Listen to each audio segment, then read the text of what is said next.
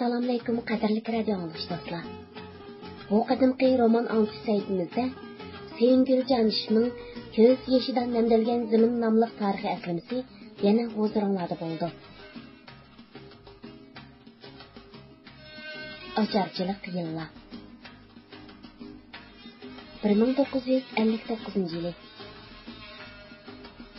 Yangi yildan keyin rasmiy dars boshlandi. Tayyorlik sinfi o'qishi yilda istil so'zlish harakati va emgak bilan vaqtni o'tkazib etib, til o'rganish fursati bo'lmaganlikdan ikkinchi yillik dars bizga bak og'ir tuyuldi. Chunki Xanzo professor o'quvchilar kirib, o'quvchilarning bilgan bilmagani bilan chatib bo'lmasdan Xanzo tilida qo'ldirilib, darsni o'tib chiqib ketaverdi. Darsni hech qanday qilibmi anglab tushunib ketolmaydik. Bu ahvolga maktab tashkilotlarimi faqat ko'ngil bermadi. Aksincha, 60-yilga kelganda Xanzo o'quvchilar bilan milliy o'quvchilarni aralashtirib sinflarga bo'lib, qo'shib dars o'tishga boshladi.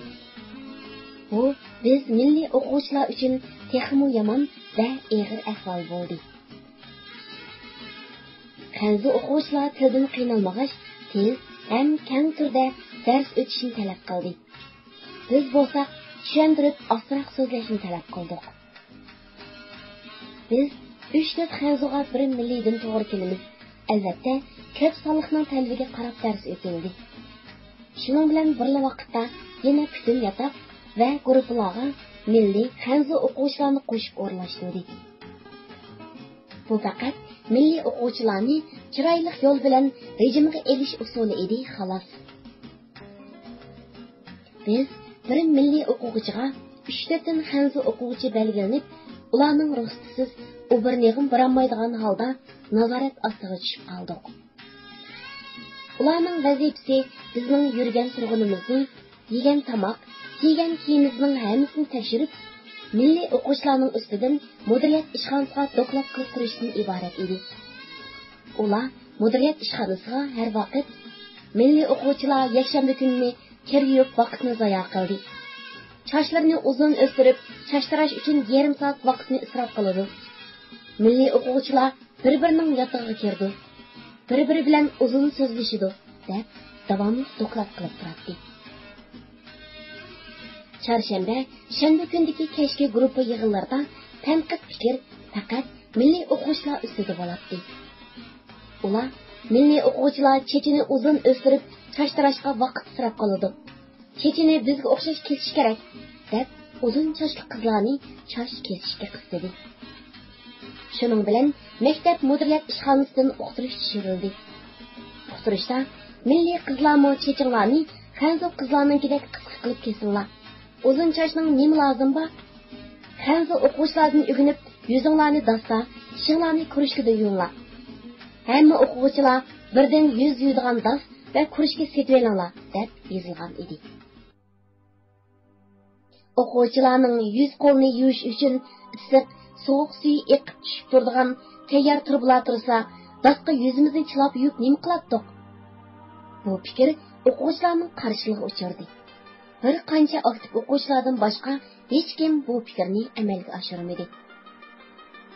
59-60 yillari hammaga ma'lum davlat bo'yicha ocharchilik yuz berdi. Go'sht, un, may, shakar, supun, raxt, material qisqasi butun narsa normalik bo'lib, kishilarga o'lcham bo'yicha bilet tavla tarqatilib, o'lchamdan ortiq bir narsa sotilish mumkin emas edi. Butun shaharni aylanib, bir do'kondan eg'izga selib yugidak bir tishlam narsa topish qiyin edi. Ba'zi vaqtlarda qo'noq o'nida pishirgan pranik, qo'rtlab ketgan kampitlarning kilosini 50-60 yuandan sotganda, bir kun o'chirati turib, 1 kilo tagsi tegidi, bo'lmasa umi yo'q. Butun magazinlardan temir tasakdan boshqa hech narsa topqilib bo'lmaydi. Kishilar ochliqqa chidamasdan yo o't-cho'plarni yeb, zaharlanib, butun badani kupdak ishib, qutqizib qilishga ulgurmasdan, doktorxonada har kuni 10-20 kishi o'lib turadi. Aşu açarçılık yıllar hech kimning esidan chiqmaydigan ajoyib eg'ir yillar edi. Bu ahvol bizning maktabdami eg'ir darajada yuz berdi. O'quvchilar bir hafta o'qish to'xtatib, biyda va qor yog'och poskasini yig'ib, maktab oshxonasining ichkilatiga to'shidi. Ana shu yopirmoqlar bizning ozuqimiz edi. Birdas yopirmoqqa bir cho'ngchini qo'noq unni sepib, qasqanda dumlab, o'quvchilarga tamoq o'rinda beradi. Bu narsani chaynab yutishga qancha tersaqmi, kekertakdan hargiz o'tmaydi. Oshxonada unudan boshqa tamoq bo'lmasmi, o'quvchilarning birisimi bu halabni og'ziga olmadi. Mana shundoq bir paytda Xanzu oshxonasini bizning oshxonaga ko'chirib akirib, tamoq yeydigan zalning yarimiga milliylar, yarimiga Xanzu o'quvchilar o'rlashdi. Bizga bidi bilan yopirmoqni berganda Xanzu o'quvchilarga purtib turib, beliq go'shi, cho'shqa go'shi, har xil dengiz mahsulotlari, tofu, har xil yaxshi qo'ramalar, pintoza qatorliq narsalar bilan qilingan tamoqlarni beradi. Hamda shuniga ulabla dinga qarshi to'lqin qo'zg'ab, din degan yo'q narsa, u degan eg'ir xurofotchilik, aramizda diniy ko'z qarash bo'lmasligi kerak. Dinni va millatni farqlantirmasligimiz lozim. Hammamiz barobar bir millat bo'lib yashashimiz kerak. Xanzu madaniyatidan o'rganishimiz kerak. Cho'shqa go'shni yemaslikmi xurofotlikning bir alomati. Dinga qarshi kurash qilishimiz kerak. Bo'lmasa bizni taraqqiy qildirmaydi. Yoshlar bu ishda boshlamchi bo'lishinglar kerak deb tashviqot do'qsatlarini qilib, dinga qarshi siyosiy o'rganish etmadi. Milliy o'quvchilarni Xanzu oshxonasining tamoq yeyishga undadi. Partiya a'zosi va ittifoq a'zosi bo'lgan milliy o'quvchilarni majburiy holda Xanzu oshxonasining tamoq yeyishga buyruq tushirib, oshxonani birlashtirishda aktiv rol o'ynashni vazifa qilib berdi. Milliylardan Babay ismli bir qozoq yigiti Fatima va men uchimiz bir guruhda edik. Babay ittifoq a'zosi bo'lganligi uchun Xanzu oshxonasidan tamoq yeyishga majbur bo'ldi. Xanzu oshxonasidan tamoq yegan birinchi kuni muzokara vaqtida Babay mening yonimga kelib o'tirgan edi. Men uningdan neriroq so'rilib o'tirib uningga: "Cho'shqa shifratmay, bizdan yiroq o'tir" dedim. "Sizlar emas, men o'zimdan o'zim yerginyapman. Yotoqqa oralli qaytib ulgurdim. Yeganlarimni yondirib olsammi, ichimda bir yomon his qoldi" deb beshni tuvan silib o'tirib qoldi. Babayning chiroyida burunqidek xushallik, xotirjamlik deganlardan asarimi qolmadi. Uning rostla azoblanganligi bilinib turardi. "Babay, sening iymoningmi ko'tarmadi? Ko'rdingmi?" dedim. Bir haftadan keyin Babay shundoq uruqlagan, rangi o'zgargan, ro'y tushgan holda bizning yenimizga keldi. Bir hafta ko'rmagandan keyin men uni og'rib qoldimikin deb o'ylab ahvol so'radim. "Singil" degandek mening ko'nglim ko'tarmadi. Butun badanlarim va butun qo'llarimga yara chiqib ketdi deb qo'llarini echib ko'rsatdi. Rostla shundoq cho'ng-cho'ng qo'tir yara chiqib ketgan edi. O'zimni majburlab bir qatim yeganlik bilan mushu holga tushdim. Bir hafta osh degandek yurdim. Mayli, halab bo'lsa-mu, o'zimizning oshxonasining tamog'i yaxshi edi, dedi. Shuningdan keyin biz har kuni yoshirin holda babayga milliy oshxonaning tamog'ini to'shib turdik.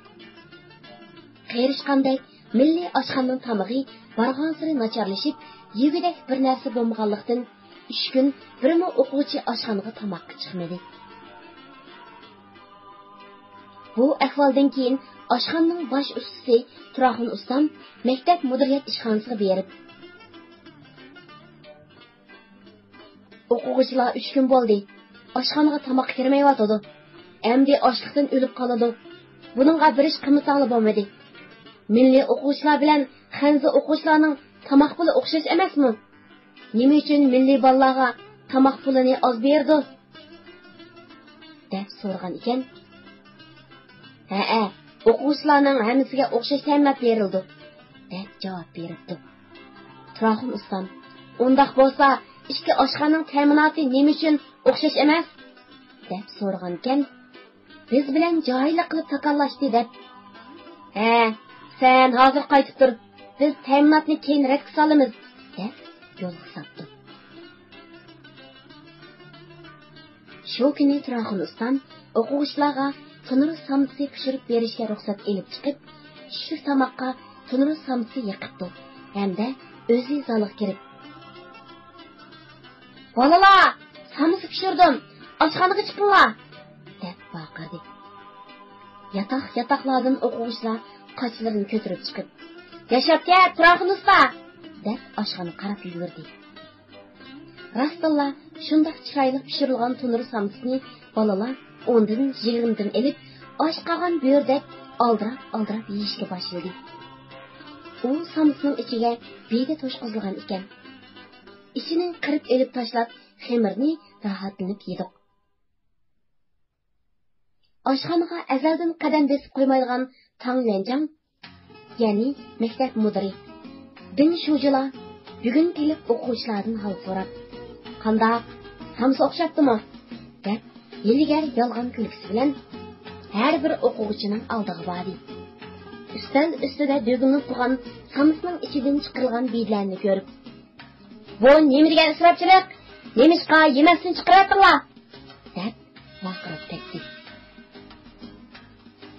Balalarni bo'sh kelmasdan, "Ma, bu samsini sen yapaq" deb bir samsini uningga berdi. U samsini ustalga qo'yib, "O'tmishda ota-bobonglar bir parcha nonga zor bo'lib o'tgan. Sizlar buni unutmasliginglar kerak" deb tarbiya berishga urindi. Ablakim ustal ustidagi bir samsini elib Tang Yuanjangga uzatdi.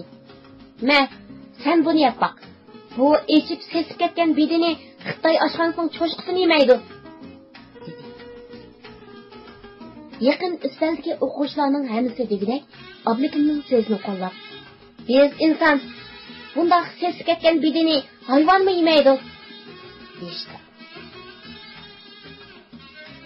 Ablikim Tang Yuanjangning yoniga kelib, "Sen bugun samsa pishirig'ini bilib keldingmi? Bundan burun kirib boqmagan eding. Xanzi o'quvchilar bilan bizning tamoq pulimiz o'xshashmi yoki ularga ko'p berilamdi?" deb so'radi. Tang Yuanjang kutilmagan bu savollarga bir ajablanib, bir ochiqlanib, nima deyishni bilmagandek turib qolib, "O'xshash" deb javob berdi. "Undaq bo'lsa, bizga mo nima deb go'sht yo ko'ktatlarda tamoq pishirib bermaydi?" deb o'quvchilar birdalla Tang Yuanjangni qistoqqa oldi. Tang Yuanjang o'doqqindan, "Jigi nega?" deb turib qoldi va to'satdan bir yaxshi amal topgandek yeligarlik bilan kulib, "U sizlarning yemakliginglarni boshqaruvchilarning aybi" dedi. "Maktab tashkili nima uchun uni qarab tekshirib turmaysizlar? Bu ishni maktab tashkili odillik bilan bir taraf qilish kerak" deb har kim har xil fikrlarni o'tirib qo'ydi. Biz oshxona talambidan sakrashib yugurib tushdik. Men, Malika, Shamsi Jamol, Turanisa to'rtimiz kulib paranglashib yotoqqa qarab ketayotdik. Tingshuji bizga yondashib kelib, "Hey, chiroyli qizlar. Kiyiminglar nima degan chiroyli? Sizlar rostla baxtlik" deb bizga qarab ko'zni qisdi. "Ko'ziga nima ko'rinib qoldiq buning? Odamga oshmorda qaraydi bu" deb kuldi Shamsi Jamol. Bizning nima deb kulganimizni bilmay, uni qo'shib kuldi. "Chiroyli, kiyiminglarmi chiroyli? Sizlar baxtlik. Burun milliy qizlar kiydiğanga kiyimi yo'q, ishtonsiz yurgan ekan. Mana hozir sizlar qandoq baxtlik" dedi. "Sen ishtonsiz qizlarni ko'rib vaqtingmi? Qayerda ishtonsiz milliy qizlarni ko'rding?" deb so'radim men. U javob berguncha Shamish Jamol. Mao qerning gapining sakligini qara. Nima uchun bizni xushamat qildi ekan desam, zahar xandlik bilan qilgan so'zni qarmandigan deb ochiqlandi. Ongacha keynimizdan kelayotgan o'g'illar bizga aralashib, biz milliylar yemay ishmisimi qizlarga atlas, tovar yipaklardan uzun qilib ishdan tegizdi. Musulmonlarning ishtonsiz yurgan bir qizni ko'rganing bormi? Sen o'zing partiya shujisi turib, mushundaq milliy kamsitishlarni qilsang bo'lamdi, deb hammasi birda qarshilik qildi. Shin deb bo'yinni ichiga tiqib ketib qoldi u. Milliy oshxonaning tamoqi nachar bo'lganlikdan ochliqqa chidamay Xanzu oshxonasiga kirgan milliy o'quvchilarning soni kundan kunga ko'payib bordi. Uning qarab maktab tashkili har bir qarorning boshliqlariga bütün o'quvchilarni Xanzu oshxonasining tamoq yeyish uchun tizimlashga buyurdi. Bizning qarorning boshlig'i Ahmad To'xti har bir o'quvchining oldiga kelib tizimlashga boshladi. Ba'zi o'quvchilar qandoq bo'lmasin oshxonani majburiy birlashtiradigan o'xshaydi. Qarshilik qildi deb qalpoq kiygizmasin yana degan o'y bilan tizimlatdi. Ba'zilar hech qanday ifoda bildirmasdan jim turardi. Vaziyat keskin edi. Xanzu oshxonasiga kirib tamoq yeyish degan so'z o'z dini ham o'z millatini yo'qotish degan so'z. Biz musulmonlarga shoshqa go'sh harom. Ochliqdan o'lib qoladigan ish bo'lsa-mu, Xanzu oshxonasidan tamoq yeb yashamayman degan fikr qisqa vaqt ichida qallamdan o'tdi. Men o'rnimdan turibla. Yo'q, men qo'shilmayman. Biz musulmon, biz milliy va diniy farqimizni yo'qotsak, oqibati nima bo'ldi? Do'stlar, o'ylab ko'ringlar. Men hargiz qo'shilmayman. Oxirida men yolg'iz qolsam qo'shilmayman. Agar bir odam uchun oshxona ochmasa, tamoq pulimni qo'limga bersin. O'zim bir amalni qilaman. Zodi Xitoy oshxonasidan tamoq yemayman. Qizlar, bu ishda chunqur o'ylashinglar. Bu bir oddiy ish emas. Agar biz hozir buningga qo'shilsak, keyingilar uchun uvol qilgan bo'lamiz. Men beshimga nima ish kelsa ko'rarman, ammo qo'shilmayman, dedim. Hamma kishi o'yinib qoldi. Jimjitlikni buzib ordan Malika, "Men qo'shilmayman", dedi. Orqadan "Menmi" deb Shamish Jamol turnasa Halimlar chiqdi. Shuning bilan shu yerdagi qizlar hammasi bizning fikrimizga qo'shildi. Bizning qarorning boshlig'i Ahmad To'xtimi "Men sizlarning fikringizga qo'shilaman" deb eng oxirida o'z ismini yozdi. Birinchi bo'lib sizlar qarshi chiqdinglar. Men chiqib qolgan o'quvchilarga sizlarning fikringlarni aytaman. Amalsiz qo'shilganlarmi bor? Ular bizni qo'llashi mumkin, deb Ahmad To'xti aldirab chiqib ketdi. Bir soatdan keyin Ahmad qaytib kirib, "Biz yangdiq. Bütün o'quvchi bizning fikrimizga qo'shildi. Hatto Xanzu oshxonasidan tamoq yeyotgan bir qancha o'quvchimi bizning fikrimizga qo'shildi", dedi.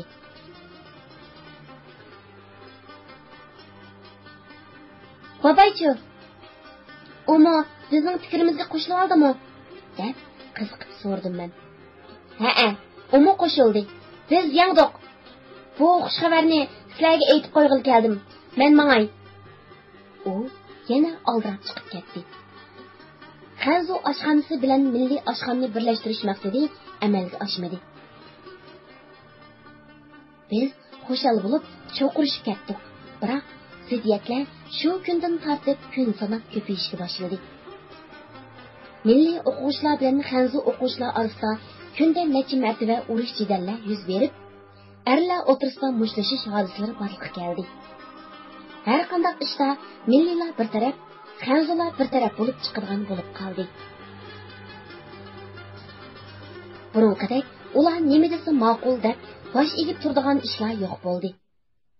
Burun bizning boshqa institutdagi do'stlarimiz va boshqa savodashlarimiz bizni izlab yotoqqa kirsa, biz bilan birga yotilgan Xanzolar ularni ko'ribla "Chu, ya'ni chiqib ket" deb vaqirab, qo'g'lab chiqardi. Bizni izlab yotoqqa hech kim kirolmaydi va bizmo hech kimni boshlab kirolmaydik. Ammo o'zlarining odamlari yotoqdan chiqmaydi. Bizga kelgan mehmonlarni koridorda va sirtda so'zlashib yo'lga solatdik. Agar ikki milliy bir yerda so'zlashib qolsak, nima gap qilishyapsizlar? Xanzocha so'zlashinglar. Nima vala deb kamsitib, majlislarga silib tanqid qilgandan boshqa yana mudiriyat ishxonasiga berib doklad qiladi. Hatto maktabning cho'ng doklad yig'inlaridami tanqid qilib o'tadi. Bu ahvollar o'quvchilarning o'z ustidagi besimga qarshi noroziligini kundan kunga kuchaytirib bordi. Ularning yotoqni munch purtib, yotoqda kir yo'yingan yundisni yotoqda saqlab qo'ydigan, hatto yotoqda yuyindigan ishlarga milliy o'quvchilarni yo'l qo'ymaydigan bo'ldi. Milliy o'quvchilar ularning yundilarini daspas, kirlarni talog'i cho'rib, "Tayyor munchi bor, shu yerda yuyun. Kir yuydigan ayrim uyim bor, kirlaringni shu yerda yuy. Yuz ko'zingni yuydigan yermi ayrim tursa, shu yerda yuyinglar" deb qarshilik qilib yurib, oxiri ularmi yotoqda kir yuymaydigan bo'lib, yuvashlab qoldi. Ayni vaqtda burungi Sovetning qurilish texniklari, injenerlar kelib sog'an tibbiy institutining zamoniy o'qitish binosining bo'limlari ozoda, yo'riq, derazalari cho'ng, osti seriq sirlangan taxtayliq edi. Har bir qavatda koridorning ichki beshida zamoniy hojatxonalar, 4 dona dushliq muncha va yuz ko'z yuydigan ayrim uylari bor bo'lib, har vaqt issiq sovuq suv tushib turadi. Yana taxi maxsus kir yuydigan ayrim bo'limi bo'lib, uningda yana qator turib 20 odam 100 qo'lni yuyishga bo'ladigan turblari bor edi. Kir yuyishga qulaylik maxsus o'rinlar yasalgan edi. Shundoq bo'lsa-mu, Xanzo o'quvchilar har vaqt yotoqda yalang'ochlanib, badanlarini, yuz ko'zni yuyatdi. Shunlashqa yotoqlar har vaqt sopun suyi yunda purab turadi. Ziddiyat mushundoq pallaga chiqqan bir paytda maktab tashkili mushu ahvollarning sababini tepish, ya'ni bir qanchalarga yerlik millatchi degan qalpoqni kiygizib, chora ko'rish bilan qolganlarning yurgini mujib kontrol qilishni o'ylab, yangi bir temani o'tirib qo'ydi.